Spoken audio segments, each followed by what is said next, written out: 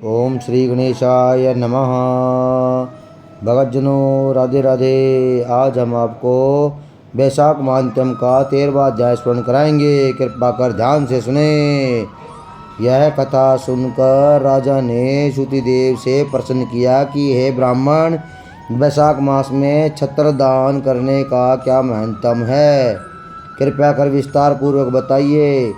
राजा के इस प्रश्न पर श्रुतिदेव जी कहने लगे कि हे राजन, जो कोई धर्मात्मा वैशाख में व्याकुल महात्मा को छत्री दान करता है उसको अनंत फल मिलता है। मैं एक प्राचीन इतिहास कहता हूँ, सुनो। सतयुग में हेमकांत नामक बंगाल देश का राजा था। यह राजा कुशकेतु का पुत्र तथा अत्यंत बलवान था। एक समय वह राजा शिकार खेलने वन में गया। वहाँ अनेक मृग और शुकरों को मारता हुआ दोपहर में थक कर मुनियों के आश्रम में पहुँचा।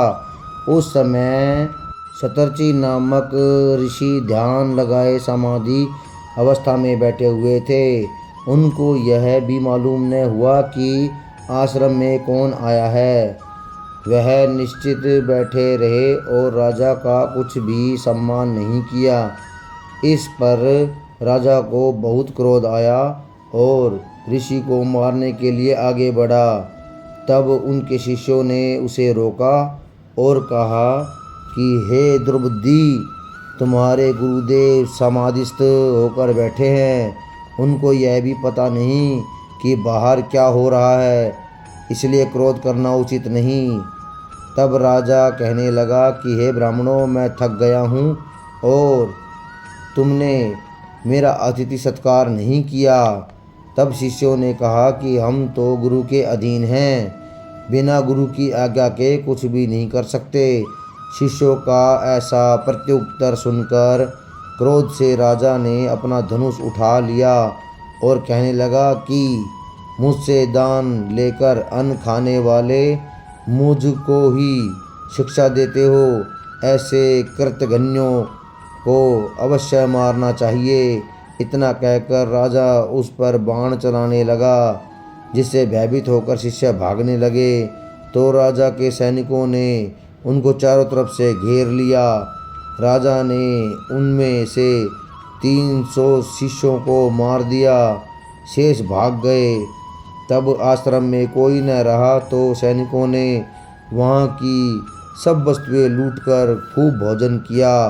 सायंकाल राजा जब अपने घर आया तो उसके पिता कुशकेतु ने यह सारा वृत्तांत सुनकर पुत्र की बहुत निंदा की तथा घर से निकाल दिया। जब राजा ने उसे त्याग दिया तो वह वन को चला गया और अत्यंत व्याकुल हो इधर उधर फेरने लगा और ब्रह्म हत्या उसे सताने लगी। इस प्रकार उस दुरात्मा को फिरते फिरते 28 वर्ष बीत गए।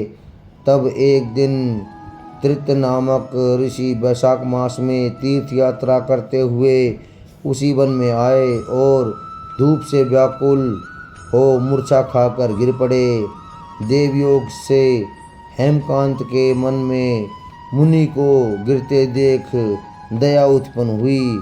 उसने ठाक से पत्तों की छतरी बना के मुनि के सिर पर लगाई और अलमपुषा का जल पिलाया।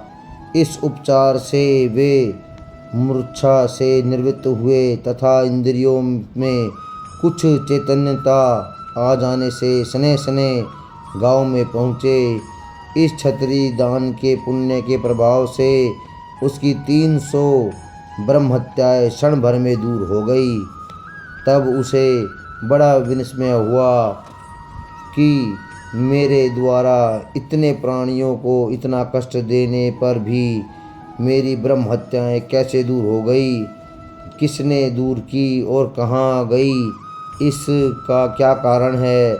वह ये सोच ही रहा था कि उसकी मृत्यु निकट आ गई और उसके संग्रहणी रोग लग गया। जब उसके प्राण निकलने लगे तो 3 बड़े बड़े भयंकर यमदूत दिखाई पड़े और वे हेमकांत को मारने लगे। तब वह मौन साध कर छत्रदान को याद कर विष्णु भगवान को याद करने लगा। भगवान ने उसी समय अपने मंत्री विश्वक्सेन को आज्ञा दी कि यमदूतों को रोको और वैशाख मास में छत्री दान करने वाले हेमकांत की रक्षा करो। वह वैशाख मास में छत्री का दान करने से निष्पाप हो चुका है, इस कारण तुम उसे कुशुकेतु के पास ले जाकर उसका राज्य भी दिलवाओ। भगवान की उस आज्ञा को पाकर विश्वक्सेन हेमकांत के पास जा पहुंचा। उसने उसे यमदूतों से मुक्त कराया और निरोग भी कर दिया। फिर वह उसे साथ लेकर उसके पिता के पास पहुंचा और उसे भगवान विष्णु का आदेश सुना दिया। भगवान की आज्ञा को सर्वधार्य कर राजा कुशकेतु ने हेमकांत को अपना राजपाट सौंप दिया और स्वयं पत्नी को साथ लेकर वन में तपस्या करने के लिए चला गया। हेमकांत वैशाख मास के प्रभाव को समझ चुका था, अतः उसने बड़ी लगन के साथ सदैव वैशाख मास का सेवन किया, यथोचित दान दिया, छत्री और जल का भी दान किया। इस पुण्य के प्रभाव से वह सभी प्रकार से सुखी और संपन्न बना रहा। उसके यश और वैभव में निरंतर वृद्धि होती रही।